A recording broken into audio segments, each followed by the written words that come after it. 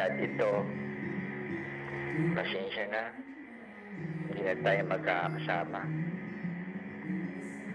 Pag mamimiss mo ko, ihag mo lang yung teddy bear, ha?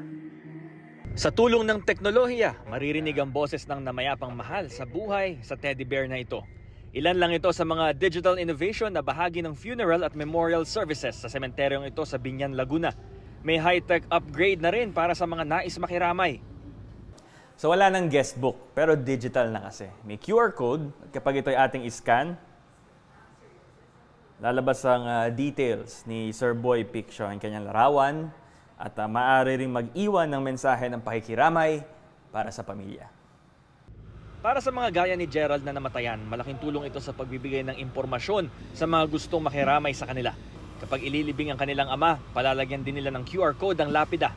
For technology, no? So it's great. It's a good experience na na-improve na yung ating mga ganitong ways for mourning, and at the same time, once pag inaniming QR code, lalabas yung information ng death ni father ko, and then you can put some messages there, and then you can see all yung sinong pumunta.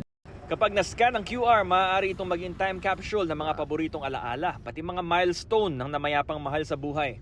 It's a QR code placed on a grave marker that allows visitors to scan it and then see details of the departed dun po sa QR code na yon. So it can be anything that the family would like to share. It can be the favorite songs of the departed loved one. It can be the favorite movies, any achievements, and then this will allow the visitors to know more about that departed loved one.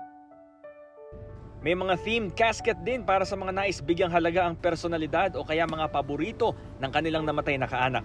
Halimbawa, ang customized na kabaong na ito na may disenyong hango mula sa basketball legend na si Kobe Bryant. Meron ding tulad nito na may shield ni Captain America. May iba pang mga paraan para gunitain ang alaala ng mga yumao gamit ang teknolohiya. Tulad ng floating urn na ito na gumagamit ng mga magnet para nakalevitate ang urn ng mahal sa buhay. Meron ding memorial composting na isang maliit na halaman at nakahalo sa lupa ang abo ng namatay na kaanak para maging bahagi rin ng puno sa paglipas ng panahon. May mga maliliit ding mga urn na maaaring gawing bahagi ng alahas o palamuti. Ito naman ang memorial jewelry. Ngayon digital age na, lalo pang dumarami ang mga paraan para sariwain ang alaala ng mga namayapa nating mahal sa buhay.